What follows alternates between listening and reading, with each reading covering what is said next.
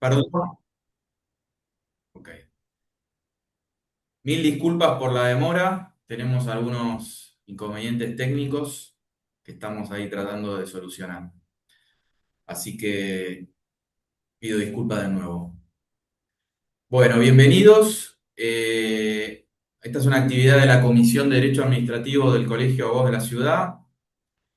Queremos tratar este tema que hoy en día nos desborda por todos los frentes, que es la inteligencia artificial. Y bueno, el derecho administrativo no podía ser ajeno. Así que la idea obviamente no es agotar un tema que todos los días cambia, todos los días hay alguna novedad, sobre todo tecnológica, pero sí empezar a analizar este aspecto tecnológico bajo las categorías que tenemos propias de la normativa de derecho administrativo. Así que la idea es arrancar con ese análisis. En primer lugar va a hablar Jorge Muratorio, miembro de la comisión, abogado, magíster en Derecho Administrativo, socio del estudio Farrell y a cargo del Departamento de Derecho Público del estudio Farrell. Jorge va a hablar de la IA generativa y agéntica en la administración. Así que bueno, Jorge, sin más preámbulos, te doy paso.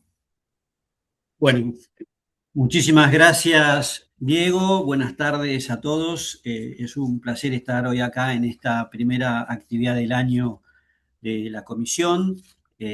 Felicito a Diego en su carácter de presidente flamante de la comisión y que, bueno, esperamos tener muchas actividades en adelante. Al mismo tiempo, compartir este panel con el querido amigo Ezequiel Casañe, vicepresidente del colegio, todo un honor. Así que, bueno. Eh, yo voy a comentar algunos temas entonces del impacto de la inteligencia artificial en la administración pública. Eh, ¿Desde dónde, digamos, pensaba abordar el tema? Bueno, desde alguien que ha ejercido 30 años, digamos, de profesión en el derecho administrativo y con una formación clásica en derecho administrativo, se encuentra con la inteligencia artificial, como nos ocurre a muchos de nosotros, y sin ser un especialista en inteligencia artificial ni en programación, pero cómo puede interpretar nuestro derecho administrativo clásico frente a estos desafíos de la inteligencia artificial, fundamentalmente en la administración pública, que es el objeto de estudio del derecho administrativo, ¿no? Como decía Manninghoff en sus manifestaciones internas y externas. Así que bueno, para esto voy a utilizar un PowerPoint eh, que enseguida voy a compartir. Y bueno, vamos a ir comentando. A ver, un segundito. Entonces, nada más un minuto.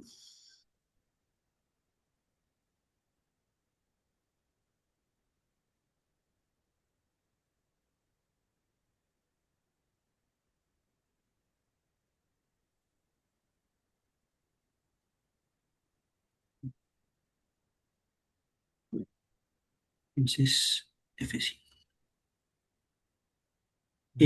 Muy buena sonrisa, Jorge, le pongo. Hola, Ezequiel, ¿cómo te va? Bueno, acá estamos con la aplicación de la inteligencia artificial en la administración pública. A ver, vamos a ver qué podemos hacer.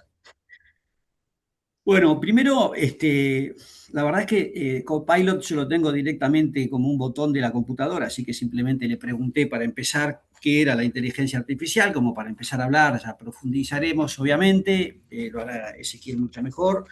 Bueno, pongamos una primera definición para empezar: conjunto de sistemas o programas que pueden realizar tareas que normalmente requieren inteligencia humana, bueno, para tales como aprender, razonar, tomar decisiones y resolver problemas mediante algoritmos, código fuente y datos. Bueno, ya que ya la inteligencia artificial se nos presenta como una alternativa, lo que normalmente hace la inteligencia humana, como una alternativa a la inteligencia humana. Empezamos, digamos, arriba. Eh, Hay mucha normativa y va a seguir habiendo. Entonces, la verdad que como todo esto está en evolución, simplemente, digamos, la voy a pasar un poco por arriba para concentrarme en algunos aspectos. Acá podemos ver desde UNESCO, OCDE, Unión Europea, ONU, Consejo de Europa, etcétera, distintas regulaciones que van apareciendo y seguramente los queridos colegas y muchos amigos están hoy presentes acá virtualmente, conocen estas reglamentaciones, etcétera. Entonces, mi idea es ir un poquito a lo más específico. En la administración pública tenemos, de parte del CLAD, del Centro Latinoamericano de Administración para el Desarrollo 2023, una Carta Iberoamericana de Inteligencia Artificial en la contratación pública, ¿no?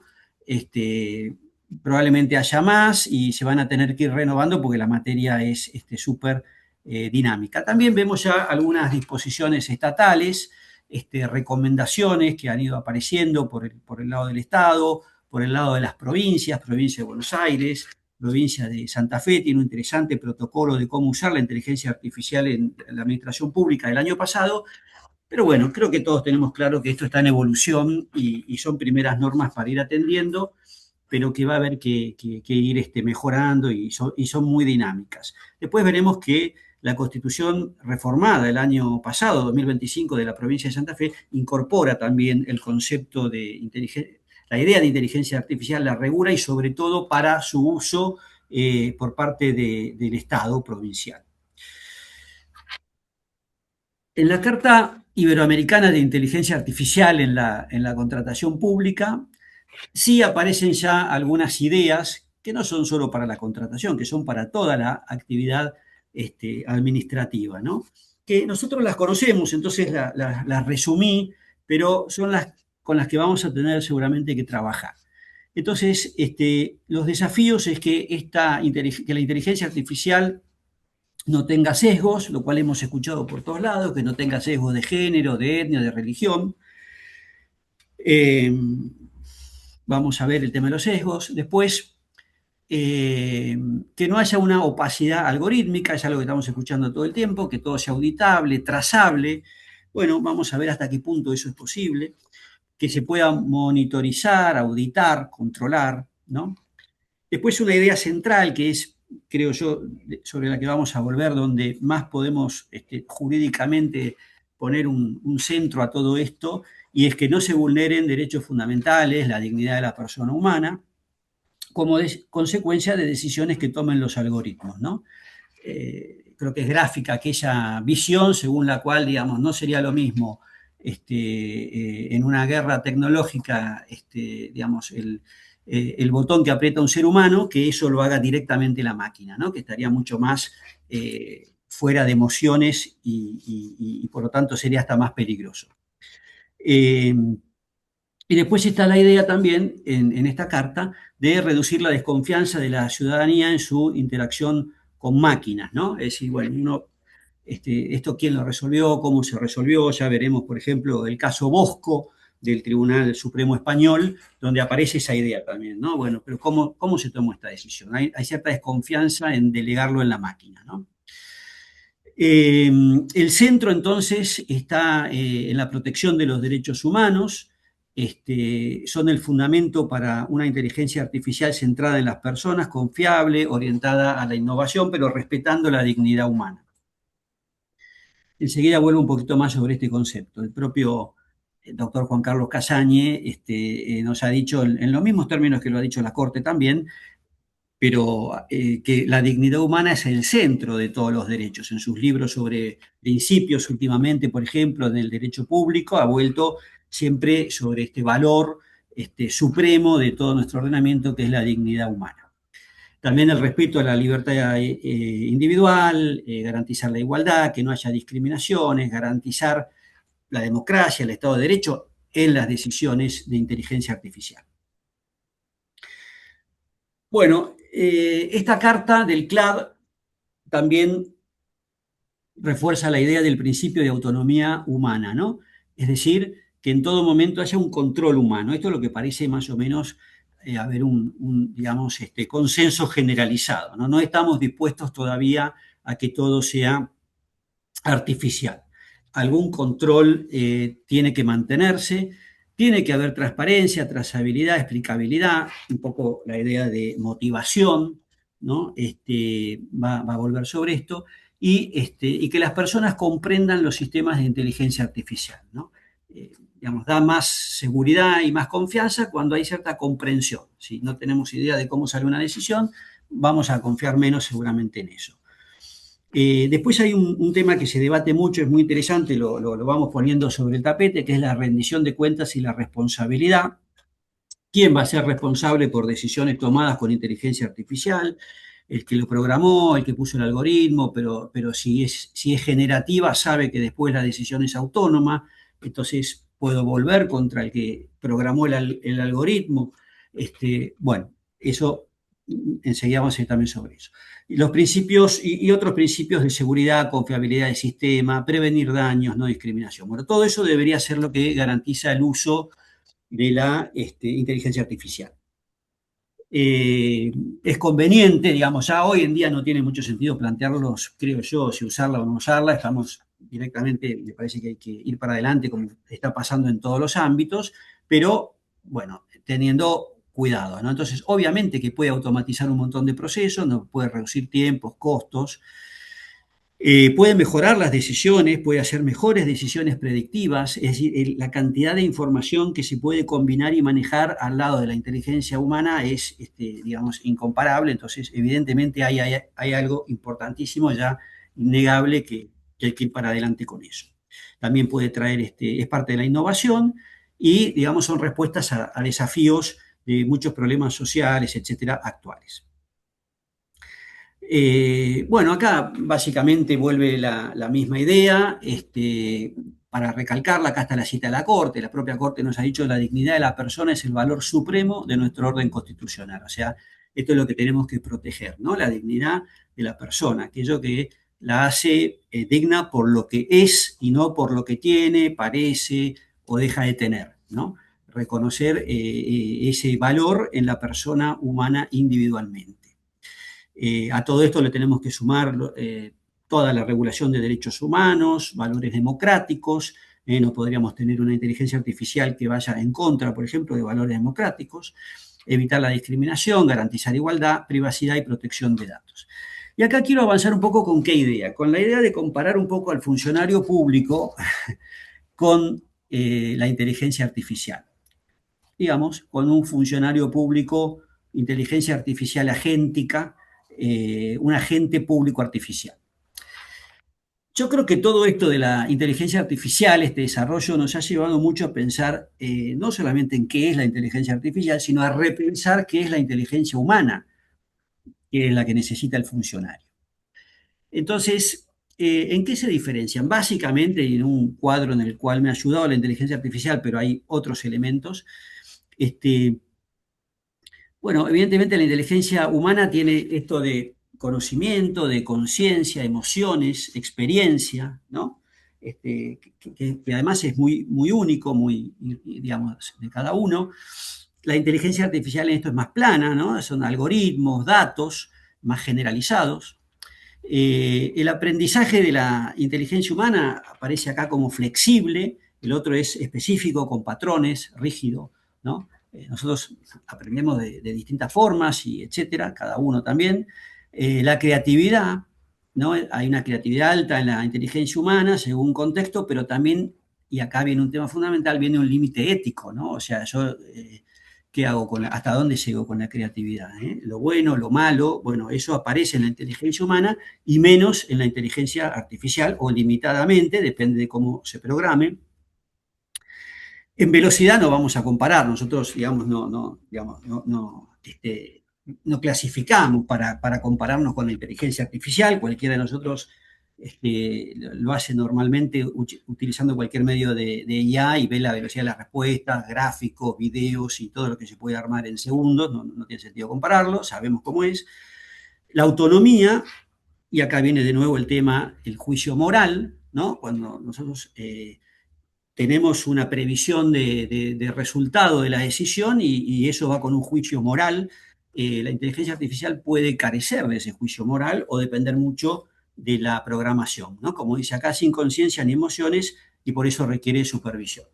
Bueno, hay un catedrático español en filosofía que realmente yo lo sigo mucho, me encanta, que es Juan Antonio Marina, Y fíjense el valor de lo clásico, ¿no? Es decir, los filósofos como Marina hoy se están preguntando, están volviendo sobre la inteligencia humana para entender el fenómeno de la inteligencia artificial y compararlas. Y Marina nos dice, entre otras cosas, que la inteligencia artificial, por ejemplo, no tiene una fuente propia de valores. O sea, es lo que le digan, pero no, por sí misma no tiene valores, a diferencia de cada persona humana. El valor dignidad humana no viene de una ciencia dura, ¿no? O sea, que le cuesta de por sí comprenderlo en ese sentido, porque viene de una tradición humanista, ¿no? Entonces nos preguntamos hasta dónde lo comprende. Nos puede decir lo que es la dignidad humana, nos va a dar muy buenas definiciones, pero eso como que no significa una comprensión al momento de tener que resolver algo teniendo en cuenta la dignidad humana. Más allá de lo cognitivo, donde nos saca muchísima ventaja, toda, bueno, le falta la inteligencia emocional, empatía, conciencia y juicio moral. Eso es muy interesante, ¿no?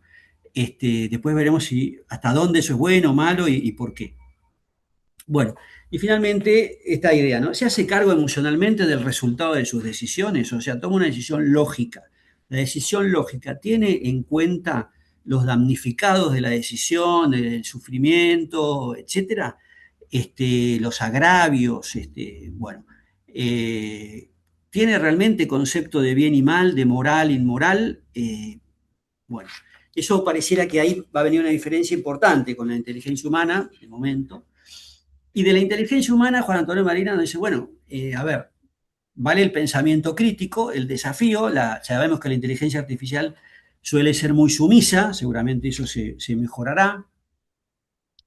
Normalmente no nos enfrenta, no nos critica, bueno, uno puede ponerle en los prompts eso también, pero hay que tener cuidado con la inteligencia artificial demasiado complaciente, ¿no? Como decía alguna vez un amigo haciendo una descripción del mismo que le hacía la inteligencia artificial, bueno, que se acuerda que es sumisa y le va a exagerar un poco, mejor bajarle los decibeles. Y la inteligencia humana, frente a este desafío de la inteligencia artificial, como plantea el filósofo Marina, va a requerir entender más cómo se razona, es decir, vamos a tener que volver sobre conceptos básicos de lógica, de razonamiento, para poder controlar a la inteligencia artificial. Y después va a tener que entender mejor la toma de decisiones y lo más interesante que todos vemos va a tener que controlarlas mejor, ¿no? Es decir, hoy en día probablemente tenemos ya tanta, digamos, información elaborada por la inteligencia artificial que el tema está en saber controlarla, detectar dónde puede haber un error, etcétera, etcétera. Entonces eso necesita un incremento en cómo lo mira el ojo humano y al mismo tiempo dice algo muy interesante y es cuidado con que el exceso de estímulo artificial anule la actuación ejecutiva de la persona, ¿no? Es decir, bueno, al final, digamos, es tan bueno lo que me viene dado como producto técnico que empiezo a bajar las barreras de control, ¿no? ¿Para qué me voy a meter si esto lo hace bien? Bueno, etcétera. La inteligencia humana, entonces, para actuar requiere de voluntad, discernimiento, intención y libertad, código civil, eso lo tenemos claro. La inteligencia artificial ya lo vimos, y hay una etapa muy interesante, que es la inteligencia asociada, híbrida, ¿no? Que sería entre humana y artificial. Y es cuando empezamos con los prompts a buscar respuestas y esas respuestas las trabajamos de alguna manera entre los dos y entonces viene lo que se llama una co-creación, ¿no? Entonces, un escrito que uno pasa por, o un dictamen, o digamos, lo que sería un acto administrativo, que uno pasa por inteligencia artificial y vuelve y en ese ida y vuelta, empieza a tener una co-creación, que es algo que va a haber que empezar a definir y a trabajar bien de cuándo es necesario, sobre todo para la administración pública, citar el uso de la inteligencia artificial. Cuándo esto va a ser parte de la transparencia, la publicidad y la rendición de cuentas, ¿no? Identificar bien en qué momento la administración pública, por ejemplo, en un dictamen, en un acto administrativo, en un expediente, en un procedimiento, está utilizando inteligencia artificial. Y si en algún momento el particular está interactuando con la inteligencia artificial. Hoy ya lo vimos, ¿no? En un WhatsApp uno puede comunicarse con una compañía y la compañía indica que el que contesta es un chatbot, ¿no? Y dice que en algunos casos lo va a pasar con una persona humana que lo va a atender.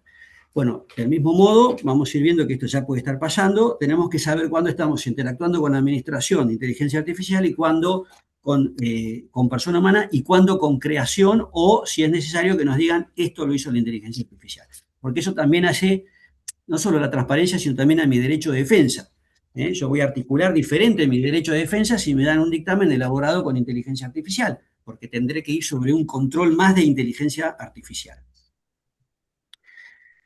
Sabemos de los sesgos, y es lo que nos preocupa de la inteligencia artificial, sesgos que perjudican o favorecen, sesgos de datos, tenemos datos incompletos,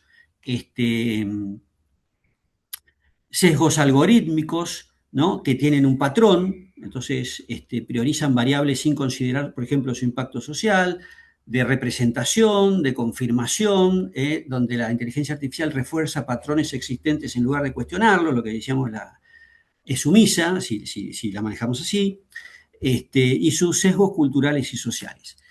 Todos estos sesgos que sabemos y nos preocupan, yo después lo que me voy a preguntar es, bueno, ¿y el funcionario público tiene sesgos? ¿La administración pública tiene sesgos? Cuando decimos que normalmente los recursos administrativos se rechazan, ¿eso no es un sesgo? No darle la razón al particular en sede administrativa muchas veces no es un sesgo.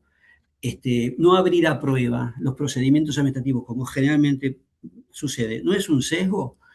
Bueno, entonces yo diría todos tenemos sesgos, pero está bien que nos alertemos y lo tengamos en cuenta. Con lo que acabamos de ver ahora, y ya me falta menos, llevemos esto a la administración pública. Entonces, recordemos conceptos ya básicos, vamos un poquitito de organización administrativa. La administración es una organización que, a diferencia de las demás, ejerce el poder público al servicio de la comunidad y de sus ciudadanos, tal lo que dice la Constitución Española del 78, por ejemplo, que es ejemplificativa en esto que estoy diciendo, de para qué está la administración. No está para ejercer el poder público, pero de modo servicial, y para eso se organiza. Bueno, ¿qué hace o qué esperamos del funcionario público con su voluntad humana? ¿Cómo pensamos que tiene que actuar? Entonces, al funcionario público, nosotros hoy le pedimos que cumpla todo el ordenamiento que incluye normas o reglas y principios, ¿no? Entonces, desde la Constitución para abajo, lo que todos sabemos, hasta los reglamentos, y luego que dicte actos administrativos o que celebre contratos o cumpla esos contratos. Para aplicar todo ese ordenamiento, él lo hace con su voluntad, ¿no?, con discernimiento, intención y libertad. Pero no basta con que él aplique el ordenamiento, esto justamente los libros del doctor Juan Carlos Casañe, maestro de todos nosotros, han desarrollado muchísimo el tema de los principios. Entonces, esas normas no solamente tienen que sujetarse, sino que no pueden contradecir a los principios, ¿no?, tal lo que explica el doctor Juan Carlos Casañe. Entonces, siguiendo a Dworkin, Alexis, Finis en todo esto. Entonces hay unos valores, hay unos principios, los principios generales del derecho, los principios generales del derecho administrativo y los principios sectoriales que complementan, orientan, como decía, hay una frase, digamos, muy ilustrativa, de Meilan Hill, ¿no?, que decía: los principios son el oxígeno de las normas, ¿no? Esto es lo que les permite respirar a las normas y les dan el sentido. Y a su vez hay estándares de conducta, recomendaciones, un soft law de cómo debe actuar. Bueno, entonces, no sé, recibir a la ciudadanía, dar participación, ejemplaridad, austeridad, bueno, todo lo que aparece en las normas, en los códigos y cartas del CLAD de cómo debe actuar el funcionario. Entonces, el funcionario se le pide que toda esta normativa con todos estos principios la aplique para dictar actos, celebrar contratos o cumplirlos. Bueno, acá en ese cúmulo de compromisos iberoamericanos aparece la Carta Iberoamericana también, que ya mencionamos. En este esquema, digamos, hay principios y normas que aplican a todos los órganos, ¿no? Y acá viene la teoría del órgano, es decir, como la Procuración lo ha receptado y la Corte, digamos, hay un órgano institución ¿no? Que es, digamos, la secretaría, el ministerio, la subsecretaría, es el departamento de la administración, esa unidad, pero que lo lleva a cabo una persona. El órgano persona, como todos sabemos, esto en conjunción es la teoría del órgano, ¿no? No, el Estado no se manifiesta, sino es a través de personas. En el libro de Ortega y Gasset, El lenguaje y la gente, dice Ortega y Gasset en un momento, bueno, ¿qué es el Estado? ¿No? Y bueno, el Estado y es mucha gente en los ministerios, en los departamentos, en toda la administración. Entonces, en definitiva, el Estado es gente, es mucha gente. Bueno, esto es un poco la idea. No puede haber, digamos, cumplimiento de las funciones del Estado. No existe el Estado si no es a través de esta conjunción órgano-institución, órgano-persona. Persona hasta el momento humana, ¿no? Entonces, bueno, el Estado y todas las personas jurídicas estatales que de él se vale para el cumplimiento de sus fines expresan su voluntad a través de personas físicas, humanas, que las integran, ¿no? Bueno, esto mismo de la teoría del órgano es receptado por la Corte, ¿no? Las personas jurídicas necesitan personas físicas, humanas, que tienen la función de hacer querer y actuar al ente ideal, ¿no? Hacer querer, o sea, ser la voluntad de la administración, hacer querer, libertad, discernimiento, intención de hacer las cosas. Se vale, en nuestro sistema, la persona jurídica, el Estado, se vale de la persona humana funcionario para ser y para actuar. Lo mismo acá, lo vuelvo a decir, ¿no? Esto también es para dar mayor seguridad jurídica a los terceros que se relacionan con un sujeto inmaterial, ¿no? Entonces, el Estado, sí, pero ¿qué es el Estado? Ortega y Gasset, mucha gente, la gente, los funcionarios, ¿no? Y a su vez un tema de responsabilidad. Bueno, pero al final, por estos funcionarios responde el Estado. Lo mismo hasta el año 2022, la Corte mantiene este criterio de lo que es la teoría del órgano con la importancia de las personas físicas. Nuestra ley de responsabilidad del Estado está también elaborada sobre esta idea, la teoría del órgano, ¿no? Que va a responder el Estado por su actividad o inactividad ilegítima en la medida en que haya imputabilidad material a la actividad o inactividad de un órgano estatal. Ya sabemos lo que es el órgano, la institución de la persona humana. E inclusive, ¿no? Va a responder la persona humana, el funcionario, va a responder si ejerciendo sus funciones él ha actuado con culpa o dolo, ¿no? Entonces, el particular demandará al Estado y al funcionario, o solo al Estado, y después el Estado puede repetir y ser, si hubo culpa o dolo del funcionario, persona humana, tiene que responder por los daños que haya causado. Brevemente, todo nuestro esquema está un poco pensado, obviamente, está todo pensado en la persona humana, ¿no? Digamos, por ejemplo, prestar el servicio personalmente es una obligación de los funcionarios, así que alguien no podría decir, bueno, acá dejo a la inteligencia artificial y me voy. Bueno, y en ese actuar del funcionario hay toda una cantidad de obligaciones de respetar el ordenamiento jurídico. Lo mismo nuestra ley de ética pública, también está pensada en exigir estos parámetros a los funcionarios que actúan, ¿no? Que den transparencia, etc. Bueno, en el procedimiento administrativo, visto como un proceso, nuestra ley también divide claramente, ¿no? La ley de procedimiento divide al órgano persona, el cual tiene que concurrir como elemento esencial del acto con su voluntad, ¿no es cierto? Que no esté viciada, y esto es la voluntad de la persona, del funcionario, que no esté viciada por error, dolo o violencia, eso es sobre la persona. Y trae causales de nulidad absoluta, insanable, inclusive. Al mismo tiempo que la competencia es del órgano, eso es el artículo 3 de la ley. La competencia es del órgano institución, de la Secretaría, del Ministerio, etc. En ese esquema, ¿no? Entonces el acto administrativo hoy en día lo produce el funcionario y lo produce con su voluntad, con la competencia del organismo y la voluntad del funcionario. Ese es nuestro, como todos sabemos, nuestro esquema actual. Bueno, y acá ya en minutos más termino. Entonces acá vamos ahora desafiemos esto con la inteligencia artificial autónoma. Es decir, decisiones administrativas donde directamente no intervenga la persona, sino programando a la inteligencia artificial. Entonces, pueden existir actuaciones administrativas llamadas automatizadas por medios electrónicos, donde ya no intervenga un agente público, sino en la programación. Pero la idea de la inteligencia artificial agéntica, por ejemplo, creando un agente público que sea la inteligencia artificial, es que la programación que él recibe es que después ya sea autónomo sobre esa programación. Es decir, que no sea, hasta donde yo entiendo, que no sea, digamos, meramente cumplir instrucciones, sino que puede elaborar un razonamiento y una decisión que es autónomo frente a las decisiones, a las prescripciones que ha recibido. Es decir, uno le da una cantidad de instrucciones, pero no es que va a cumplir una de esas si esa es la decisión, sino que en base a todo eso toma una decisión autónoma del que lo programó. Bien, entonces acá acabamos de ver la teoría del órgano, que la Corte la mantiene hasta hoy, y lo mismo la Procuración y todo nuestro esquema, y entonces cabe preguntarse, ¿podría haber agentes públicos que sean inteligencia artificial?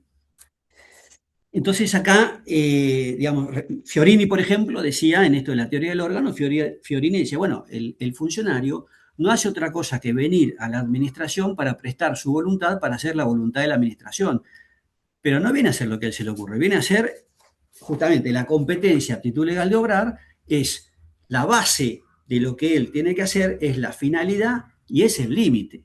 Entonces él viene a cumplir lo que dicen las normas.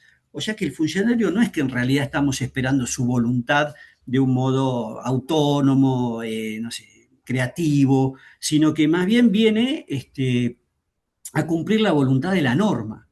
Entonces, esto nos podría llevar a un tránsito donde el agente que cumple la norma puede ser un agente humano o puede ser un agente artificial.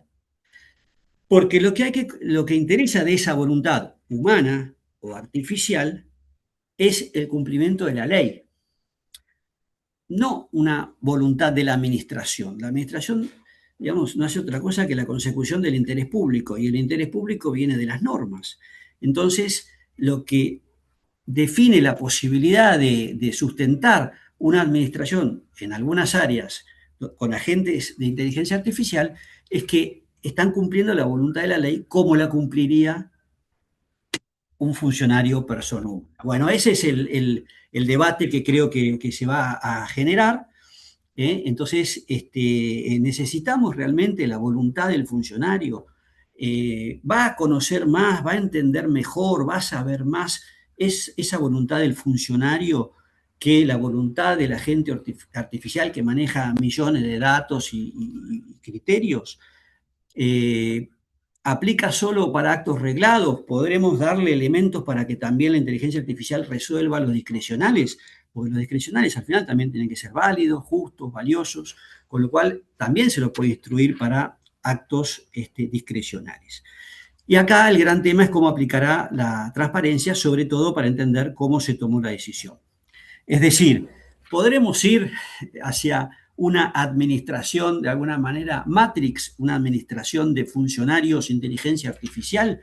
Bueno, esto es con la idea de que resulte así un poco disruptivo, pero bueno, es más o menos lo que estamos planteando. En el caso Bosco del Tribunal Supremo Español, donde, digamos, los usuarios, una asociación de usuarios quiere saber cómo se tomaban unas decisiones para dar unos descuentos en la factura eléctrica, esas decisiones estaban automatizadas, ¿no? Entonces, para lo que ahora nos interesa y brevemente, el Tribunal Supremo dice, bueno, ellos tienen derecho a conocer la toma de decisión, con lo cual también la Administración tiene derecho, y está bien, es conveniente que utilice un sistema de decisión automatizada. Entonces, ¿cómo reviso esa decisión? Y en Bosco, que es desde el 11 de septiembre del año pasado, ya nos da una primera interpretación, ¿no? Y es, bueno, todo lo que está en el ordenamiento jurídico es lo que hay que cumplir, es lo que tiene que hacer la administración. ¿Qué es lo que hace la administración cuando programa o permite una decisión automatizada? Tratar de o llevar el ordenamiento jurídico al algoritmo, y del algoritmo al código fuente, del código fuente a la computadora o a la máquina, y de la máquina sale la decisión. Es decir, el algoritmo tiene que reflejar lo que pide el ordenamiento jurídico. El algoritmo como, no lo voy a definir sino hasta donde yo puedo, o lo dice el Tribunal Supremo, como operaciones que son una cadena de instrucciones preestablecidas para alcanzar un resultado. Entonces, el algoritmo se tiene que basar en el ordenamiento jurídico, trae el ordenamiento jurídico, se lo pasa al código fuente, que es llevar el algoritmo al lenguaje de programación. Y de ahí vendrá la decisión. Entonces, el principio de transparencia incluye lo que se llama hoy el principio de transparencia algorítmica. Conocer esa llamada motivación parametrizada, comprender cómo se tomó la decisión para poder comprobar si hay errores, y para esto es necesario siempre la supervisión humana, ¿no? Este es un poco, me parece, nos sirve para pensar cómo se toman las decisiones de momento, se puede entender, y cómo se pueden controlar. Finalmente, bueno, la Constitución reformada el año pasado de la provincia de Santa Fe, fíjense que lleva a incluir este derecho de las personas a conocer los criterios, parámetros y lógicas utilizadas en sistemas automatizados o algorítmicos de toma de decisiones, y a la intervención de una persona humana cuando la decisión pueda afectar derechos, especialmente en lo que se implementa inteligencia artificial u otras tecnologías. Es decir, digamos, es una recepción del caso Bosco, ¿no? Tengo que entender cómo tomó la decisión y tiene que haber control y participación humana. Lo mismo si lo hace la provincia, es decir, el Estado, y tiene que ser sistemas algorítmicos transparentes, auditables, promoviendo mecanismos de evaluación de impacto y resguardo frente a sesgos o discriminación, ¿no? Entonces ya hay una primera incorporación en una constitución provincial de estos criterios de la inteligencia artificial. Este tema yo solo dejo la idea porque es complejo también desde el punto de vista, digamos, de la informática, etcétera, y es qué tan posible es controlar los algoritmos, ¿no? Porque esto se dice fácil, pero por lo que he estado leyendo y algunas opiniones más bien entendidas, parece que es simple decir que uno puede tener acceso y ver la trazabilidad y auditar, pero en lo concreto no es tan simple comprender, entender esas cadenas y no es tan lineal ni como lo imaginamos, ¿eh? Así que bueno, eso lo dejo para los que entiendan este tema más. Y esto nos llevará, si la administración pública entonces empieza a incluir más la inteligencia artificial, a que haya oficinas de atención, por ejemplo, de inteligencia artificial, ¿no? Cómo descentralizar con la inteligencia, habrá que plantearse. Bueno, y finalmente vamos a este caso. Este es el caso del chatbot Sara, ¿no? Es decir, ¿qué tenemos acá? Tenemos un funcionario público que es inteligencia artificial, es un chatbot que se va a comunicar con nosotros por la computadora y que puede dictar actos administrativos y que esos actos administrativos obviamente son revisables. Este es el caso, entonces Sara es por la Municipalidad de Zárate, ¿no? El año pasado, en noviembre del año pasado, la Municipalidad de Zárate dicta este decreto, que es ejemplificativo. Yo creo que lo que hace es poner en todo esto, concretarlo más y nos desafía ya a pensarlo como algo que está pasando, ¿no? No sé si Zárate, digamos, qué tanto avanzará, etcétera, con esto, pero al margen de eso ya nos pone sobre la mesa el tema. Entonces, en este caso, por ejemplo, este decreto del intendente, bueno, llama a una licitación para contratar el sistema, pero ya designa a Sara, ¿no?, como funcionaria no humana del municipio de Zárate, única encargada del servicio de atención al vecino no presencial, dependiente de la Subsecretaría de Innovación, etcétera, con la función de directora general de atención al vecino no humana, ¿no? Entonces, acá hay un funcionario ya no humano. Y dice, las decisiones y respuestas emitidas por Sara, en su carácter de funcionaria no humana municipal, tendrán la calidad de actos administrativos válidos, lo cual ya válido habrá que ver, pero bueno, nos dice válidos, y vinculantes para la administración municipal. Y solo podrán ser revocadas por un funcionario de rango superior. Puede ser que después se designe como funcionario superior a otro funcionario no humano y bueno, tendremos que ver ahí entonces qué pasa con esto. Bueno, este es el planteo que quería dejarles, especialmente Ezequiel, que cuando te dejo abiertas las incógnitas, Ezequiel. Bueno, nada, pero quería plantearlo desde lo clásico a qué está pasando hoy y qué hacemos. Bueno, quedo Bueno, para... muchas gracias, Jorge, excelente. excelente exposición y bueno, la verdad que está todo por verse, ¿no? Por ejemplo, Sara, ¿en qué quedó Sara, no? Bueno, seguimos con Ezequiel Casañe. Ezequiel es abogado, socio del estudio Casañe Abogados, vicepresidente actual del Colegio de Abogados de la Ciudad de Buenos Aires y presidente del Instituto Regulatorio del Colegio Público de la Abogacía. Ezequiel va a hablar de la inteligencia artificial y el procedimiento administrativo. Así que bueno, Ezequiel, bienvenido. Bueno, buenas tardes a todos. Estupenda exposición, Jorge, muy interesante. Gracias, Diego, por organizar este evento y a todos los presentes. Ahí lo que veo de Sara, Jorge, es que se habla de que un órgano superior podrá revocar, pero no se habla de que ella puede revocar, con lo cual no se está generando la flexibilidad de Sara para que pueda revocar sus propios actos. Curioso por parte de los muchachos de Zárate, pero está bien que le hayan puesto Sara. Ya me estoy imaginando otras abreviaturas de otros municipios. Bueno, muy bien. Saludos a todos. Vamos a hablar un poco de procedimiento administrativo, inteligencia artificial y un poco como te cerró Jorge. Esta es una temática. Hola Santiago, ¿cómo estás? Es una temática que está en constante evolución. Es más, yo creo que estamos en los primeros albores de la inteligencia artificial. Este, estoy leyendo bastante literatura al respecto, sobre todo filósofos de distintas universidades, y creo que lo que está aconteciendo hoy en el mundo es a pasos agigantados, y en 20 años vamos a tener un mundo totalmente distinto a este. En 20 años, les digo, en 30 ni hablar. Y bueno, esto genera, por supuesto, muchos desafíos.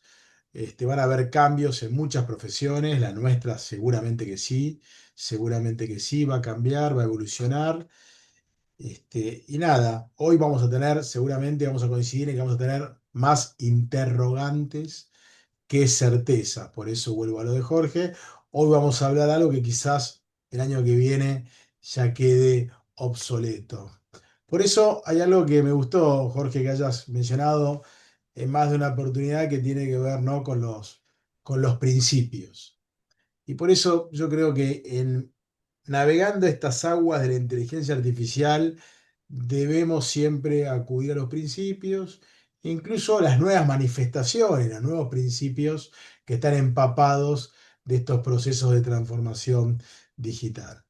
A ver, yo creo que el impacto de estas tecnologías en el procedimiento administrativo, ahora yendo al tema que me compete, modifica completamente la estructura del procedimiento administrativo. Creo que estamos pasando de un concepto basado en un conjunto de trámites secuenciales y formalizados a una concepción distinta, más definida como un sistema consistente en un conjunto de secuencias organizadas ¿de qué? De obtención y tratamiento de información, de datos.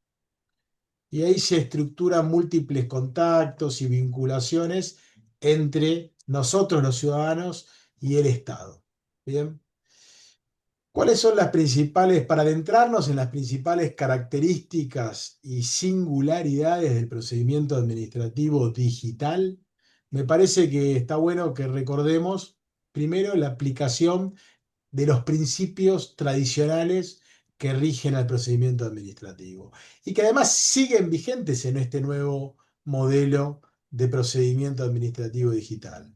Hay un montón, pero vayamos a los más importantes, algunos mencionados por Jorge. El de legalidad o legitimidad, el de verdad material, el de oficialidad, el informalismo, la gratuidad, la igualdad, algunos los vamos a ir tratando más adelante, ¿no? La objetividad, el debido proceso adjetivo, el principio de proacción y tutela judicial, el principio de transparencia, que es fundamental en la era digital, el principio de publicidad, participación, que este nuevo procedimiento habilita, y también, que es muy importante, el principio de control sobre los trámites administrativos. Estos principios, ya sabemos todos, no son excluyentes unos de otros. Es más, deben aunarse, deben complementarse y se debe realizar una aplicación conjunta y armónica, ¿no? Y eso nos va a llevar, si aplicamos otros principios, a un procedimiento activo, simple, eficaz y respetuoso de algo que también dijo Jorge: los derechos e intereses de los administrados y por ende el principio rector de todo ordenamiento jurídico, es que es el principio de la dignidad humana, ¿no? Ahora, esto está muy bien en los manuales, está muy bien que forma parte de nuestra creencia jurídica y que lo difundamos. Yo soy un convencido. Pero también sabemos que más allá del enunciado formal que hagamos o la comprensión que tengamos de estos principios, la práctica muchas veces era impermeable a ello, ¿no? Con la conocida hiperburocratización de los procedimientos formales. Hoy en día también tenemos eso, ¿eh? Lentos, engorrosos y antieconómicos en recursos, fundamentalmente para el particular. ¿Bien? Ahora, dicho esto, existen también otros principios que se suman a los tradicionales, que es muy interesante incluso desde la perspectiva del procedimiento digital, ¿no? Vamos a hablar, por ejemplo, podemos anunciar el principio de igualdad, ¿no? ¿Cuál es la nueva, digamos, acepción que puede tener, o el nuevo sentido, mejor dicho? Bueno, se habla de que en ningún caso, por ejemplo, el uso de los medios electrónicos puede, algo también lo comentó Jorge, implicar restricciones o discriminaciones para los ciudadanos que se relacionen con la administración pública por medios no electrónicos. De hecho, hay un fallo de un tribunal de Italia que en su momento lo citó el doctor Piñar Mañas. No sé si Jorge estuviste en la Academia de Derecho cuando habló Piñar Mañas, que Sí, decía, si citaba este fallo del tribunal italiano, que decía el derecho a no ser digital, que involucraba, por supuesto, una persona de mayor edad que había sido sometida a un procedimiento exclusivamente digital, quien demandó a la administración pública, creo que era municipal, y obtuvo un fallo donde decía: no, señor, le ordenaba, perdón, a la administración pública determinada que establezca también procedimientos no digitales, porque existe el derecho humano a no ser digital, a no tener que exigírsele un procedimiento digital. Y créanme que para cierta franja etaria esto es muy importante, porque si no directamente te quedan discriminados y excluidos. Y yo esto lo veo, ¿eh? Y se ve todos los días. Yo muchos trámites de los que hago, pienso, ¿cómo haría este trámite una persona que no tiene conocimientos digitales? Pagos, etcétera, donde únicamente se permiten aplicaciones telefónicas y si no, no hay manera de ingresar. Hay gente que puede no tener, por ejemplo, teléfono celular. No podemos exigir que las personas tengan teléfono celular. No es una exigencia, no es una obligación, no hay ninguna ley.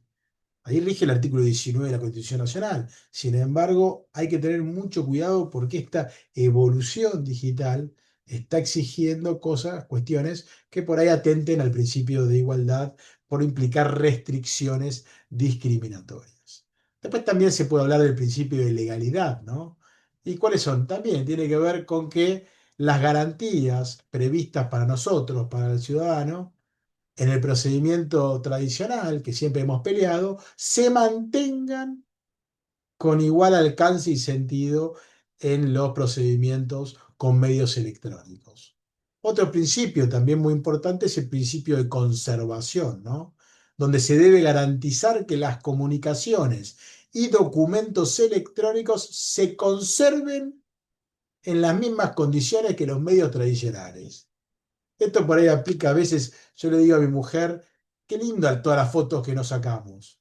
Pero esto yo tengo miedo que después cambie el teléfono, porque lo sacamos en la familia, ¿no? Y después pierda todas las fotos de mis hijos. Entonces nosotros buscamos alguna manera de resguardarnos esos. Nube, backup, todo. Bueno, lo mismo esto es nada más que nada menos que el principio de conservación.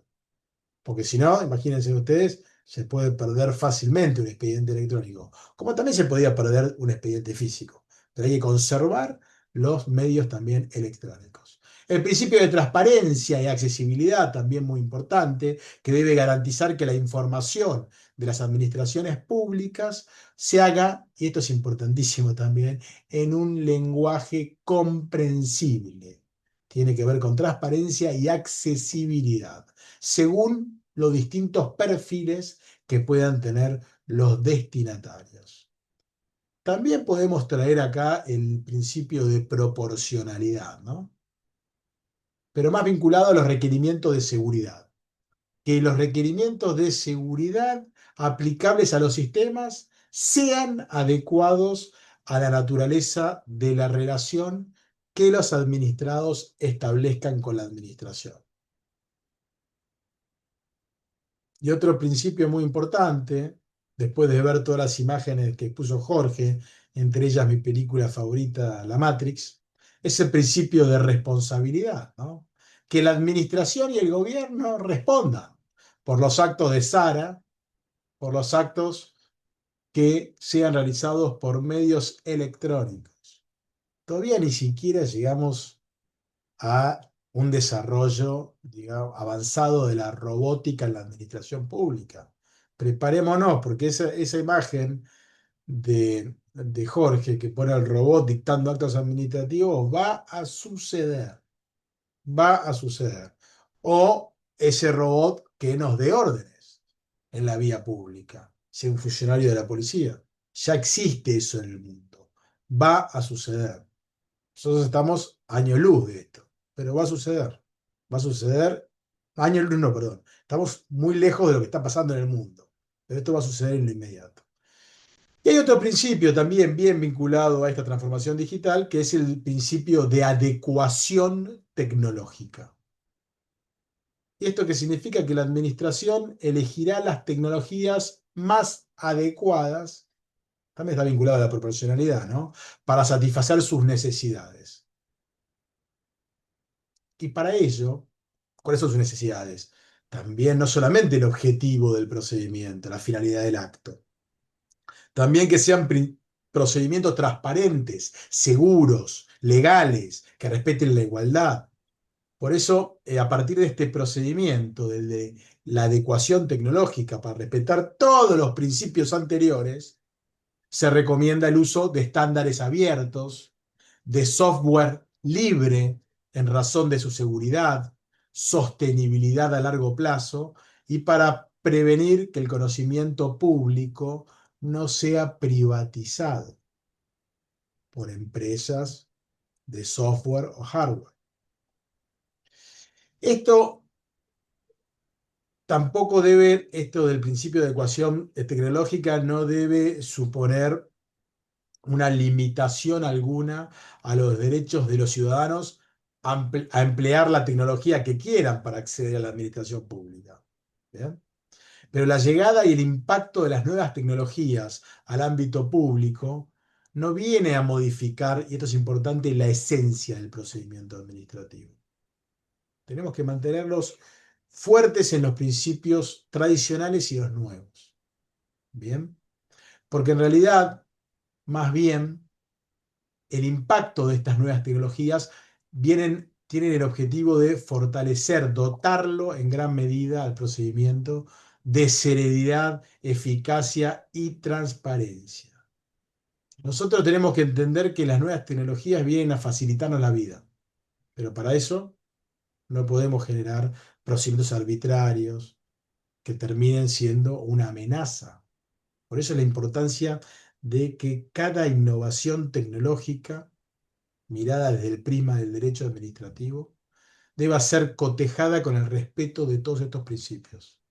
Nos vamos seguramente a chocar con obstáculos, vamos a tener que recurrir a fallos importantes, la justicia va a tener un papel muy importante en poner orden, pero nosotros, como doctrinarios, como difusores, tenemos que poner siempre, por eso me interesaba mucho esta charla, enfocarla en los principios Y así, siempre que toquemos los institutos del derecho administrativo a la luz de estas transformaciones electrónicas, digitales, tenemos que acudir siempre, siempre a los principios, porque eso es lo que nos va a dar de alguna manera el, el verdadero sentido de esta evolución. Vamos a hablar ahora, bueno, y también por supuesto, que es muy importante el principio de simplificación, pero que ya lo veníamos sosteniendo desde cuando fue introducido en la ciudad de Buenos Aires y después aquí a nivel nacional, que obviamente todo esto, toda esta transformación genera una simplificación más que evidente de las cargas administrativas, ¿no? En la relación Estado-individuo. Pero vamos ahora al expediente electrónico, ¿no? Ya sabemos lo que es el expediente electrónico, no lo voy a reproducir ahora, no hay tiempo, pero vamos a hablar de algunos principios bien específicos del expediente ahora electrónico. Uno, que no es menor, es se debe respetar el principio de completitud. Bien. El expediente debe estar integrado por todos los documentos relevantes sobre el asunto del que se trata.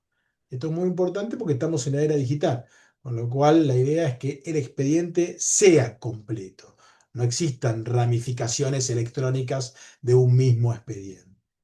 El otro tema que tenemos que estar muy atentos es el principio de inalterabilidad del expediente electrónico. Debemos lograr las administraciones públicas deben lograr y nosotros exigir una razonable seguridad acerca del contenido, evitando que puedan cambiar, que haya cambios o modificaciones arbitrarias, y que si se realizan cambios, puedan ser conocidas los cambios y las circunstancias del cambio, que quede ese rastro de la modificación. ¿Bien? Que además esa modificación sea, por supuesto, respaldada jurídicamente y justificada, porque estamos en una etapa ya de procedimiento digital. Es más sencillo poder burlarlo, ¿no? Por eso este principio de inalterabilidad es clave. Vinculado a este principio, tenemos que tener un principio total de acceso al expediente. Debe estar disponible y accesible para los interesados. Y de esa manera vamos a poder controlar precisamente la inalterabilidad del expediente. Lo mismo el principio que ya hablamos de conservación del expediente electrónico. La autenticación también, es esencial saber que se acredite, queremos saber que se acredite la autoría y origen de los documentos que integran el expediente electrónico. Fíjense cómo estamos cambiando mucho el eje de los principios, ¿no? Ahora necesitamos autenticación, conservación, acceso, inalterabilidad. Lo mismo la identificación. El expediente debe ser identificable a los efectos de su individualización, localización y consulta. Y hay un principio que pocas veces se habla, que es importante en la era digital, que es el principio del orden del expediente electrónico. Es una nota esencial del concepto de expediente, sin la cual sería un mero compilado de consulta, ¿no? De información, perdón, de datos. Por eso la completitud y el orden. Debe haber un orden que obedezca a razones de control, razonabilidad, eficacia y fundamentalmente lógica en el progreso del procedimiento administrativo. Ese orden sabemos que normalmente es el cronológico, pero podría ser otro. Pero tiene que haber un orden que se pueda acceder a ese orden. Si no, se nos va a dificultar mucho la tarea de defender los intereses de los administrados, a nosotros los abogados, ¿no? Que somos los que leemos los expedientes. A ver, el impacto de las TIC en el funcionamiento del Estado y en particular lo que me toca hablar hoy, que es el procedimiento administrativo, aumenta los niveles, soy un convencido, ¿no? Y esto no es difícil advertir, que aumenta los niveles de acceso y participación ciudadana en general. Y esto le permite a la gestión pública dotarla de mayor eficacia y transparencia. ¿Para qué? Para consolidar el gobierno abierto, obviamente, la democracia participativa. Por eso ahora nosotros exigimos mucho más al Estado. Queremos un Estado más accesible, cercano, de sencilla interacción y constituido fundamentalmente al servicio del ciudadano. Y ahí es donde nos ayuda mucho el procedimiento administrativo digital, el expediente electrónico, el uso de las TIC. ¿Bien? Ahora avancemos un poquito más y hablemos de inteligencia artificial, ¿no? Esta inteligencia artificial se basa en el uso, como bien dijo Jorge, de algoritmos, pero fundamentalmente de datos. La última conferencia que asistí, que fue este miércoles, hizo eje en el uso de datos en la inteligencia artificial. Estamos siempre centrados en los algoritmos, pero también es muy interesante el tema de datos.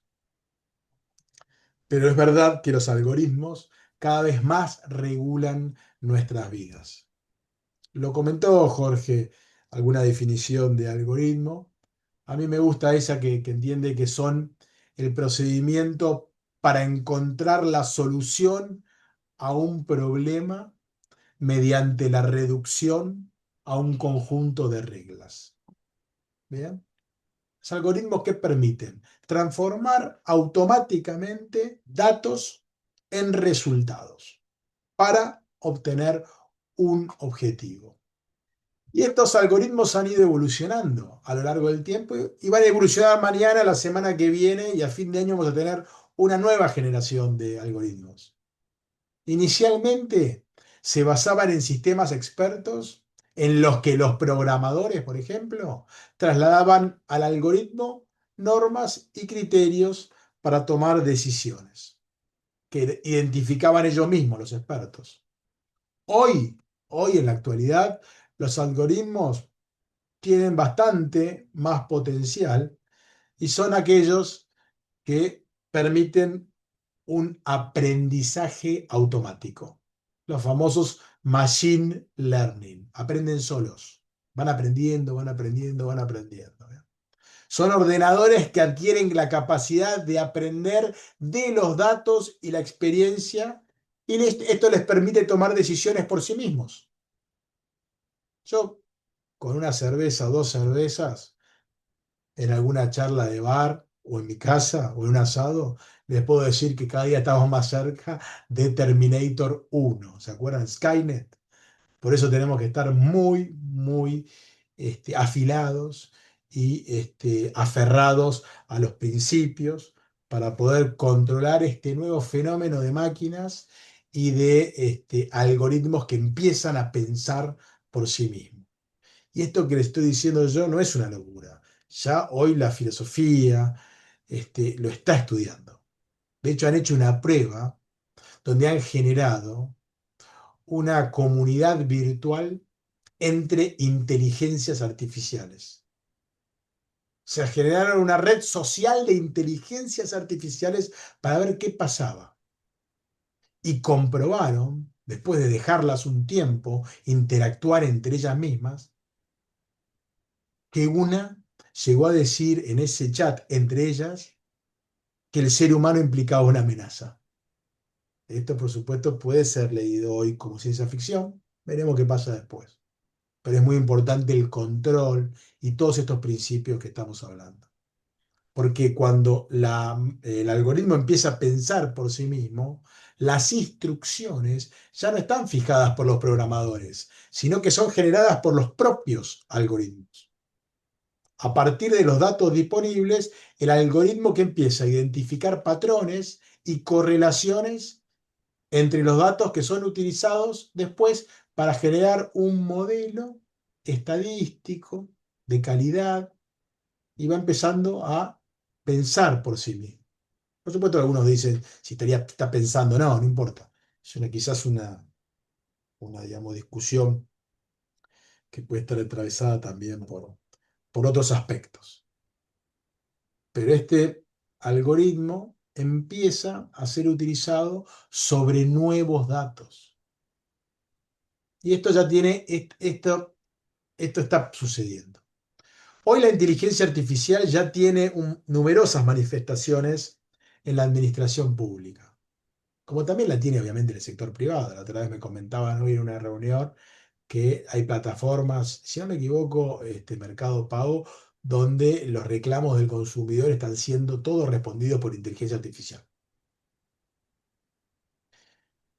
Vamos a las administraciones públicas. Son diversas las administraciones públicas que utilizan la inteligencia hoy en día artificial para analizar los datos que están a su disposición. También se utiliza el procesamiento del lenguaje natural y los algoritmos de aprendizaje automático para, por ejemplo, analizar o revisar solicitudes formuladas por los ciudadanos. ¿Bien? Las administraciones públicas en el mundo utilizan también la inteligencia artificial, por ejemplo, en el proceso de toma de decisiones para dar apoyo a las decisiones de los funcionarios. Predicción policial, por ejemplo, sistemas de asistencia para médicos o sistemas de alerta, por ejemplo, un caso específico, de abandono escolar. O sea, hoy en día está atravesada la administración pública. Todavía no llegamos al estadio de las fotos de Jorge, pero hoy se está utilizando mucho como apoyo la inteligencia artificial, ¿no?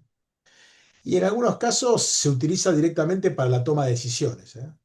Así como le dije lo del Mercado Libre, en Nueva York la inteligencia artificial ya directamente toma las decisiones para asignar subvenciones o evaluar profesores.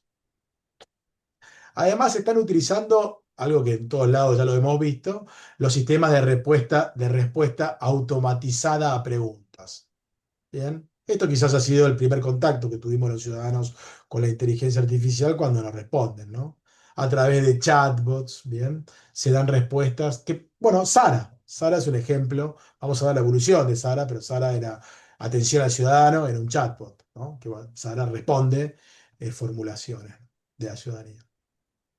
También se utiliza la inteligencia artificial en la personalización de servicios a través de análisis de datos personales de los ciudadanos. Eso está pasando, por ejemplo, en un montón de municipalidades o provincias, entre ellos, por ejemplo, en España, en Cataluña. La inteligencia artificial está haciendo todos los perfiles de datos para poder interactuar la administración con los ciudadanos. También se utiliza en la prestación de servicios, transporte, seguridad, sanidad. A ver, en los últimos años ya hay, por ejemplo, aplicaciones de inteligencia artificial para resolver conflictos entre la ciudadanía y la administración pública. Y va a seguir, va a seguir, va a seguir evolucionando. Pero si queremos comprender, tenemos que ser, al hablar de inteligencia artificial, tenemos que ser conscientes del carácter regulatorio que tiene la propia tecnología. La tecnología o el código, en palabras de Lessig, constituye un elemento importante para la regulación de Internet y para la inteligencia artificial. El propio desarrollo tecnológico va a condicionar el alcance de la normativa regulatoria. Como pasa con Internet, como pasa con la inteligencia artificial, con los algoritmos, está todo regulado en primera instancia por el código. El propio diseño o programación de los algoritmos va a regular su alcance. Y esto nos lleva a plantearnos una gran interrogante, que es la duda relativa a la naturaleza jurídica que deba reconocerse a la tecnología como instrumento de regulación. O sea, debemos considerar si el código de un algoritmo es o no una norma jurídica. Para mí tenemos que tener presente que no todos los algoritmos que utiliza la administración pública tienen, por ejemplo, producen efectos jurídicos. Además, debemos observar que los algoritmos no se agotan con su cumplimiento o uso. Y algunos de ellos, sobre todo los que utilizan el aprendizaje automático, pueden llevar incluso a innovar el ordenamiento jurídico al incorporar incluso criterios que no están explícitamente incorporados a la norma. Por eso, en cualquier caso, debemos advertir que el procedimiento de elaboración de los algoritmos dista mucho de lo que es el procedimiento, el trámite propio de elaboración, por ejemplo, de los reglamentos. Por ejemplo, también, en particular, su publicación. Y esta es una cuestión compleja que quizás podemos dejar señalado, pero no resolver aquí. Las dificultades que existen al regular la inteligencia artificial crecen, se ven incrementadas por la incertidumbre de lo que va a suceder, con lo cual siempre vamos a estar varios pasos atrás de lo que está desarrollando una empresa y de lo que vaya a aplicar la administración pública. Por eso hay que dotar, o sea, la evolución de la inteligencia artificial exige dotarse de normas que se puedan ir adaptando rápidamente. Y acá adquiere importancia un principio, que es el principio de precaución. ¿Qué significa? Bueno, que las innovaciones que se vayan produciendo puedan ser limitadas o rechazadas hasta que se pueda probar, por ejemplo, que no va a causar daños a personas, grupos o normas. Por eso hay instrumentos para ello. Puede resultar útil recurrir a instrumentos regulatorios para ir acompañando el desarrollo de la inteligencia artificial.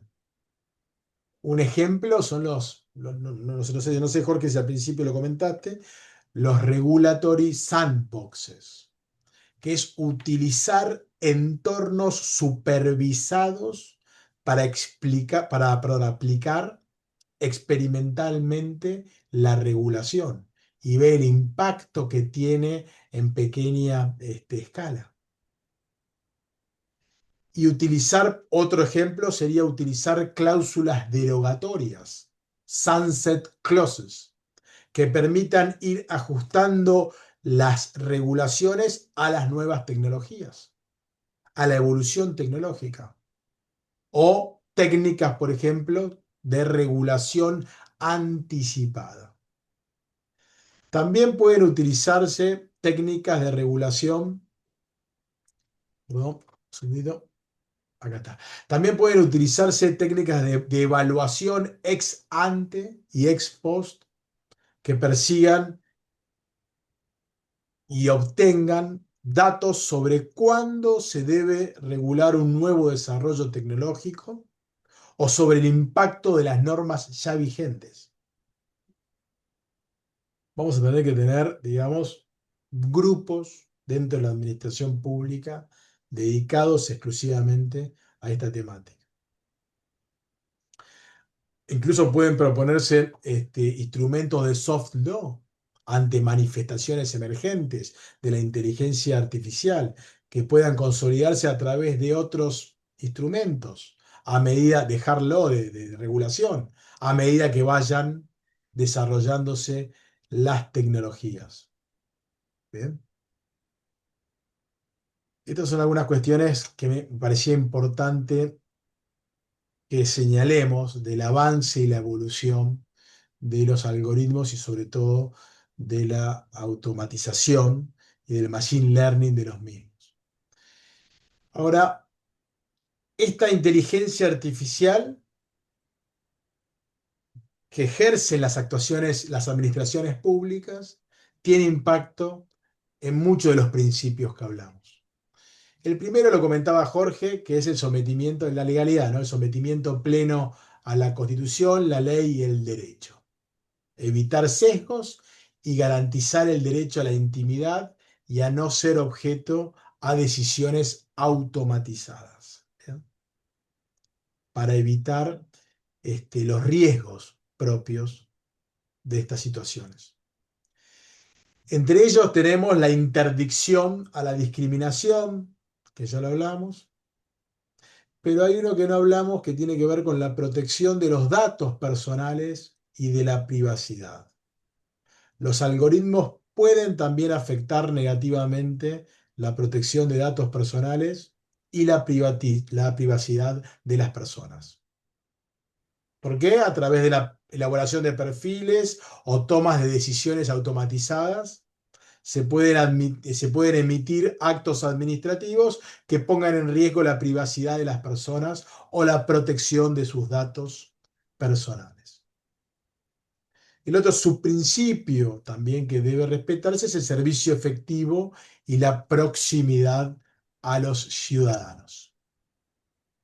El principio de transparencia que ya hablamos, este es clave y consiste en el conocimiento por parte de nosotros de lo que sucede en el seno de la administración pública, sobre las decisiones que toman, por qué las toman y cómo las toman. La transparencia se concreta, ya sabemos, en el acceso a la información pública por parte de la ciudadanía a través de todos los canales disponibles. Pero la transparencia debe guiar el uso de la inteligencia artificial en las administraciones públicas. ¿Para qué? Para que no constituya un obstáculo o un límite a la transparencia, precisamente el uso de la inteligencia artificial. Y ahí viene algo que también comentó Jorge, que es la opacidad. En los últimos años hay muchos autores, cualquiera que puedan leer, que advierten de la opacidad de los algoritmos. Y que eso es la norma, la opacidad es la norma. De hecho, se refieren a algoritmos como cajas negras. Y esto puede responder a distintas causas que dificultan el acceso a la comprensión de los algoritmos. ¿Qué puede pasar? Bueno, la opacidad de estos algoritmos puede ser el resultado de la falta de acceso a la información, inexistencia de información accesible sobre los algoritmos, sucede mucho. No se formalizan las decisiones de utilizar un algoritmo, tampoco se documentan las fuentes, ni las finalidades o los resultados obtenidos a través de los algoritmos. Pero también puede suceder que la opacidad provenga de la falta de comprensión de los algoritmos. Por eso, el acceso al algoritmo es una condición necesaria, pero no suficiente para lograr la transparencia. ¿Por qué? Porque con frecuencia el acceso al código puede resultar de nula utilidad por la incapacidad de los ciudadanos de comprender su contenido. Y esto sucede en algoritmos muy complejos, basados en aprendizaje automático y en la mejora continua. Y es técnicamente, por no decir casi imposible, saber qué datos tiene en cuenta un algoritmo para producir un determinado resultado. Estos algoritmos Machine Learning, ¿no? Sin embargo, no es, y con esto voy terminando, les aclaro, no es imposible, aunque sí puede ser muy costoso. Pero para facilitar la comprensión del funcionamiento del algoritmo, algo que hablamos también al principio, los diseñadores pueden utilizar lenguajes, y esto es lo que tiene que exigir la administración pública, lenguajes y procedimientos de programación que faciliten su análisis. Se te la pueden complicar o te la pueden hacer fácil. Esto también sucede en la programación de los propios algoritmos, para evitar la opacidad, ¿no? ¿Por qué? ¿Pero por qué a veces son opacos? Obviamente que por su complejidad íncita, está muy bien, pero a veces esa opacidad, lo que están viendo muchos expertos, responde a la voluntad de proteger su contenido por el interés de los diseñadores, que quieren proteger secretos empresariales del algoritmo o mantener una ventaja competitiva respecto a sus competidores. o a veces es la voluntad de la propia administración pública de evitar el conocimiento por parte de los destinatarios, ¿no? Ahora, para dar una respuesta a esta opacidad que puede provenir de los programadores o la administración pública, de la complejidad misma del algoritmo, porque tiene un lenguaje complejo, se pueden utilizar un montón de procedimientos y mecanismos que están estudiados hoy en día y van a aparecer nuevos para fortalecer la transparencia en el uso de la inteligencia artificial en las administraciones públicas. En primer lugar, las administraciones pueden utilizar programario abierto o declararlo de fuentes abiertas. En segundo lugar, las administraciones públicas pueden facilitar el ejercicio del derecho de acceso respecto del contenido de los algoritmos. Me gustaría transformarlo en un deben de cara a los principios que hablamos hoy al comienzo de esta conversación. Y no podemos desconocer que los algoritmos utilizados por las administraciones públicas son información pública que debe estar accesible a cualquier persona. Y además, las administraciones públicas deben formalizar y documentar la decisión de utilizar inteligencia artificial, finalidades, recursos y resultados. Y deben también facilitar una explicación clara sobre el funcionamiento del algoritmo y la motivación de los resultados obtenidos. En definitiva, las administraciones deben realizar, además, auditorías que permitan conocer el funcionamiento real del algoritmo. El algoritmo tiene que salir del fondo del mar, tiene que ser conocido por nosotros. Seguramente ustedes me dirán, Casani, eso es imposible, y menos para nosotros administrativistas. Bueno, quizás en las generaciones futuras no. Quizás ahora vamos a tener que estudiar cómo comprender algoritmos. Vamos a tener que trabajar con quizás ingenieros en tecnología para entender el origen de un resultado administrativo.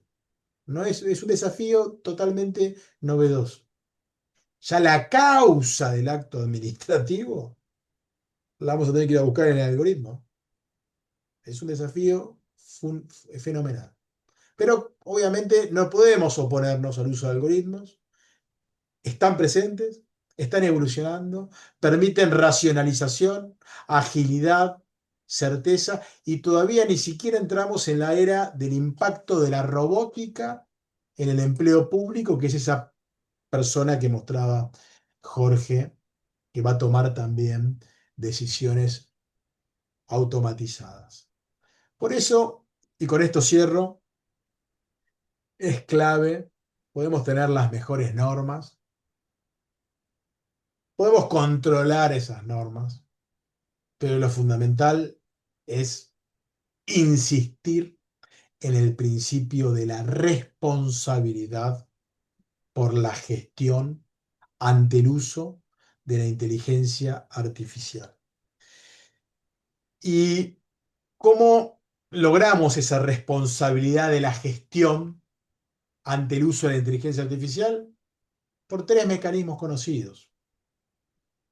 Rendición de cuentas por el uso de la inteligencia artificial en las administraciones públicas.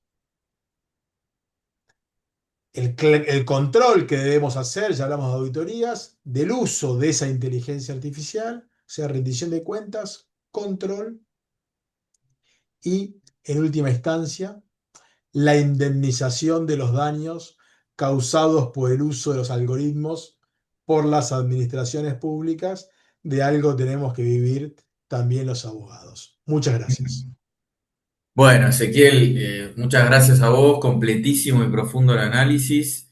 Escuchando a Jorge y escuchándote a vos, creo que se vienen tiempos donde el ataque a la motivación del acto administrativo y el análisis de la causa va a ser complejo, pero sin llegar a ese punto me parece que estamos a 2 minutos de que pase lo que está pasando en expedientes judiciales, que a algún funcionario público se le escape alguna frase de ChatGPT y tengamos que plantear alguna nulidad porque esa inteligencia seguramente no está de acuerdo a normas administrativas que por ahora son pocas y muy restrictivas. Entonces yo imagino que más de un funcionario debe estar usando personalmente herramientas de IA y no tiene, digamos, ningún colchón, ninguna protección normativa. Así que bueno, eso hace también al uso de los datos, porque seguramente nos están anonimizando. Ahí en relación, esto lo comento en relación a una consulta que hace Santiago Herrera, que habla sobre cómo se preserva la información personal. Imagino que se está refiriendo a cuando la administración aplica IA, ¿no? Eso creo que vos, Ezequiel, hablaste como uno de los principios, ¿no? Que se aplican ahí. Así que bueno, visto la hora, muchísimas gracias a todos de nuevo por participar. Gracias Jorge y Ezequiel principalmente. Y bueno, hasta la próxima actividad de la comisión. Bueno, muchísimas gracias, Jorge, un gusto como siempre. Diego, gracias. Igualmente, Ezequiel, quiero felicitarte por la brillante exposición y cómo has simplificado temas tan complejos y volver a los principios que tu padre tanto nos ha enseñado y es necesario mantener. Gracias. Lo mismo digo, felicitaciones por tu exposición, porque muy importante. No, si me la podés mandar después, me interesa porque ahí saqué algunos temitas. Te la mando vía Sara. ¡Gracias! Saludos, saludos a Sara. Bueno, muchas Bueno, gracias, adiós Diego, a y a todos. todos. Adiós, hasta luego. Chao, un abrazo.